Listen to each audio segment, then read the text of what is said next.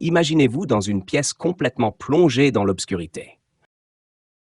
Aucun reflet, aucun point de lumière, juste vous et les ténèbres. Votre cœur s'accélère soudainement. Vos oreilles captent des murmures indistincts et votre esprit s'emballe, imaginant tout ce qui pourrait se tapir dans ces ténèbres insondables. Pourquoi cette sensation si intense face à l'obscurité? Cette peur ancestrale qui semble si universelle a-t-elle une origine profonde ancrée dans notre passé?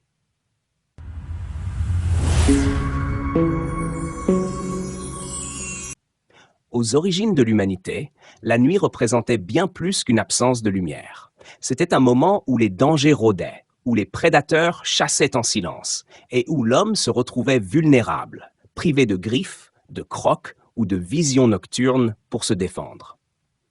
Ceux qui ressentaient une peur instinctive face à l'obscurité étaient plus prudents, augmentant ainsi leurs chances de survie et transmettant leurs gènes aux générations suivantes. Cette peur a donc été inscrite dans nos cerveaux comme un mécanisme de défense essentiel.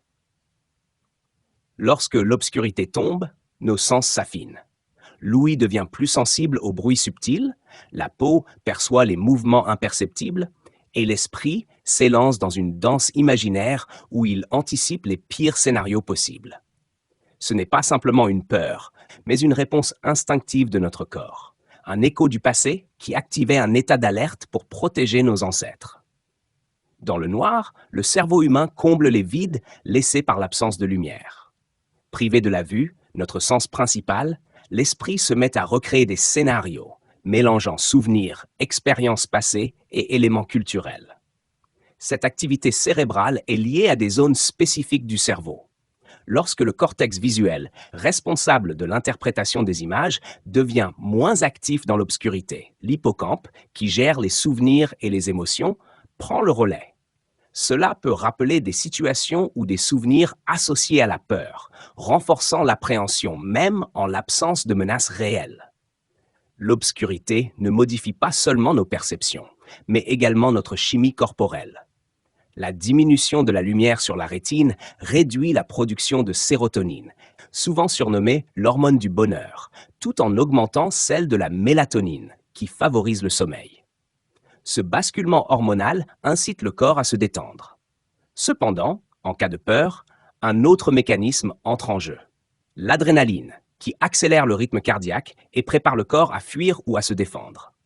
Ce conflit entre la relaxation induite par la mélatonine et l'excitation causée par l'adrénaline crée une tension intérieure, renforçant la sensation de malaise. La peur de l'obscurité prend souvent racine dans l'enfance, une période où l'imagination est particulièrement fertile. L'esprit d'un enfant, incapable de distinguer clairement la réalité de la fiction, transforme chaque ombre en monstre et chaque bruit en menace imminente.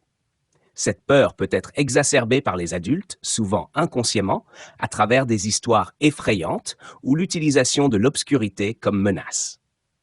Avec le temps, cette peur évolue, mais elle peut persister, particulièrement à l'âge adulte, lorsqu'elle est nourrie par des facteurs comme le stress, les traumatismes ou l'influence culturelle. Pour certains, cette crainte devient si intense qu'elle perturbe leur quotidien, un trouble connu sous le nom de nyctophobie. Lorsque cette peur dépasse le simple malaise pour devenir une source de panique ou d'évitement, elle nécessite une attention particulière. Pourtant, il est possible de la surmonter en reprogrammant l'esprit, en s'exposant progressivement à l'obscurité, en créant un environnement apaisant ou en cherchant l'aide d'un professionnel. L'obscurité n'est pas une ennemie, mais un miroir reflétant nos craintes les plus profondes. Elle met à l'épreuve nos esprits, qui préfèrent inventer des monstres plutôt que de confronter le vide.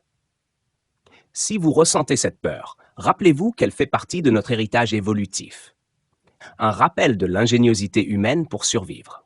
Et si, au lieu de la fuir, vous acceptiez l'obscurité comme une opportunité de plonger dans votre subconscient, de mieux comprendre vos peurs et de les dépasser? Oserez-vous vous confronter à ces ténèbres pour découvrir ce qui se cache véritablement en vous?